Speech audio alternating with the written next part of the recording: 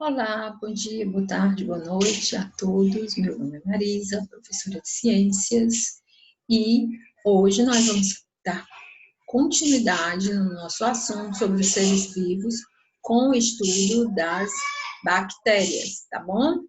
Então, quem são as bactérias? Qual a importância delas no meio ambiente, para a nossa própria vida? E, assim, a gente tem sempre aquela impressão que bactérias são seres que nos fazem mal, não é assim? É isso mesmo? Bom, na verdade, as bactérias, elas pertencem a um reino. O reino que elas pertencem se chama Monera. Não só as bactérias, mas também as arqueias. As arqueias são, vamos dizer assim, seres semelhantes às bactérias, porém com algumas particularidades, tá? Por exemplo, as arqueias são diferentes das bactérias na constituição genética, na composição genética. Outra coisa também, as arqueias, elas não convivem muito no nosso ambiente, tá? Elas vivem mais em ambientes com condições extremas, onde outros seres não conseguem habitar, como, por exemplo, pouca disponibilidade de oxigênio, como em pântanos, em regiões pantanosas e alagadas. Nós temos também bactérias, arqueias, que vivem em regiões com alta salinidade, tá? Uma salinidade muito elevada. Nós vamos ter também arqueias que vivem em ambientes com temperaturas muito elevadas. A semelhança que elas têm com as bactérias, devido inclusive a participarem do mesmo reino, porque são seres procariontes e unicelulares. Todas as arqueias e todas as bactérias são seres procariontes e também unicelulares, tá certo? Bom, continuando. Agora, nós vamos conhecer as bactérias mesmo, tá? Quem são as bactérias, quais as principais características delas, das bactérias.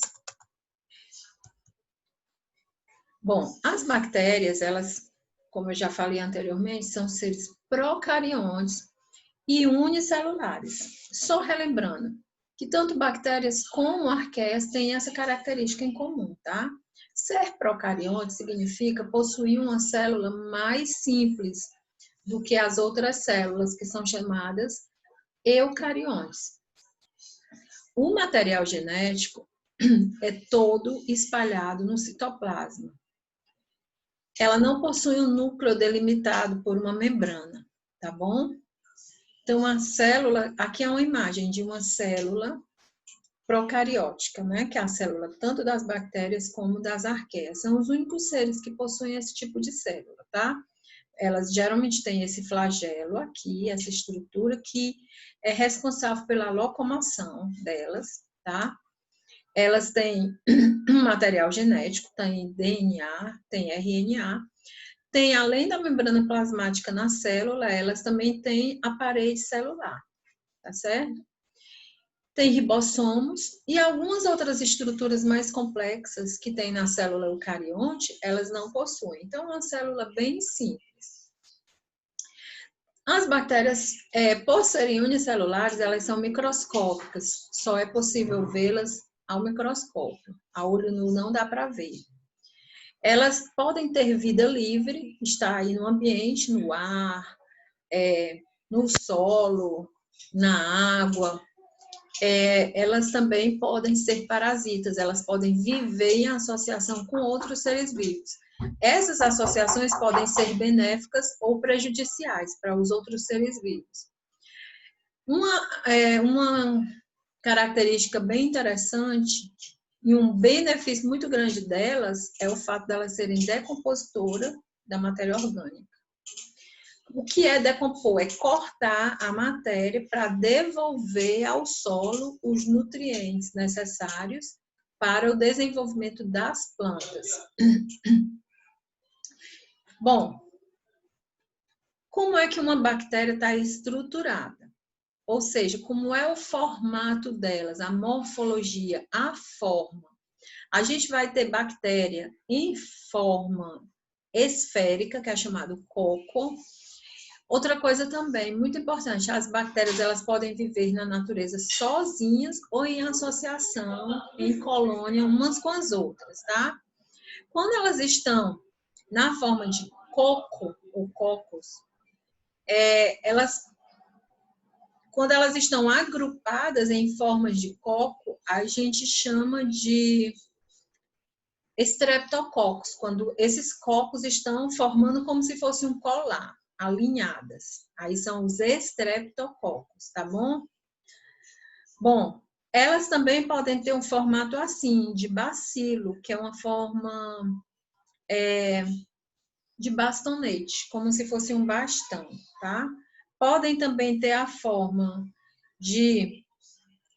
espiralada, que é chamada de espirilo, e a forma de vírgula, uma forma assim de vírgulazinha, que no caso é chamado de vibrião, tá? Como é que essas bactérias se reproduzem? Bactéria, ela tem várias formas de reprodução. Hoje nós vamos estudar só uma forma que é a mais comum de todas para as bactérias. É chamado de reprodução por bipartição ou divisão binária. É assim. Está aqui a bactéria sozinha.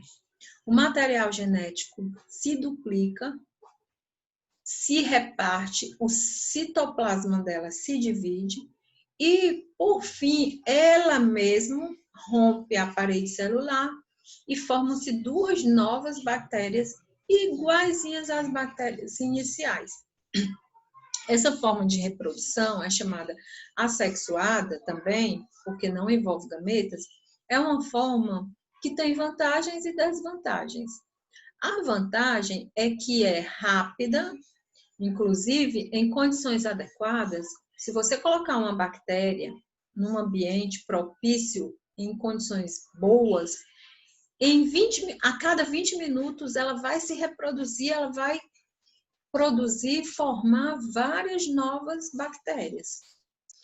E a coisa é tão rápida que em aproximadamente 24 horas, ou seja, em um dia, você pode ter 7 bilhões de bactérias. É tanto zero que nem cabe, né, no folha de caderno, mas é assim que elas se reproduzem. Inclusive, no interior do nosso corpo, nós temos bilhões, trilhões também de bactérias. E a desvantagem é que as bactérias formadas são clones da bactéria original, são exatamente iguais. Então, não existe variabilidade, tá? Então, isso aí dificulta um pouco a vida para elas. Como é que elas se nutrem? Como é que elas se alimentam? Nós vamos ter na natureza bactérias autotróficas. Olhem, autotrófico significa se alimenta por si, produz interiormente o próprio alimento. A gente vai ter as fotossintetizantes, que no caso são as cianobactérias, ou seja, são bactérias dotadas de clorofila. É uma minoria, tá bom?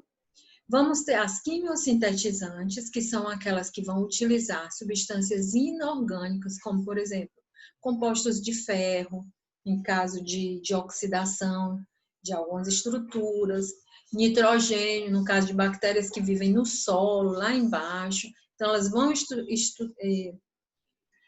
utilizar essas estruturas, fazendo um processo semelhante à fotossíntese, onde elas vão produzir o próprio alimento delas, independente da luz solar. Não precisa de luz solar. Elas também podem se alimentar estando no corpo de outros seres, tanto em associações benéficas como em associações prejudiciais. No caso das associações prejudiciais, nós vamos ter as bactérias patogênicas, que são aquelas que causam doenças, tá?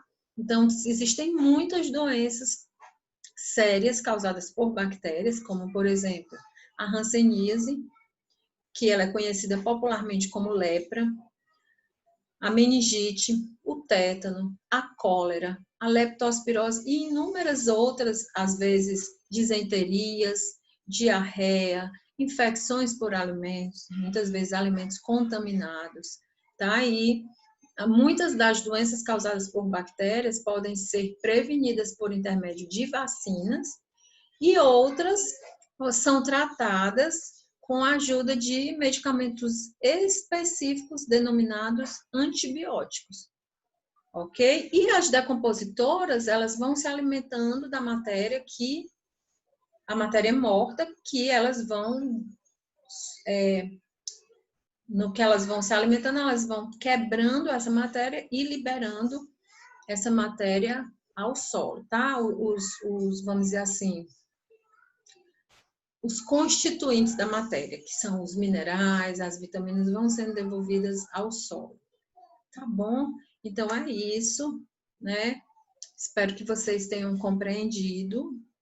Estou deixando a atividadezinha para vocês, tá bom? E muito obrigada pela atenção. Até uma próxima. Fiquem em paz, tá? Um beijo para todos.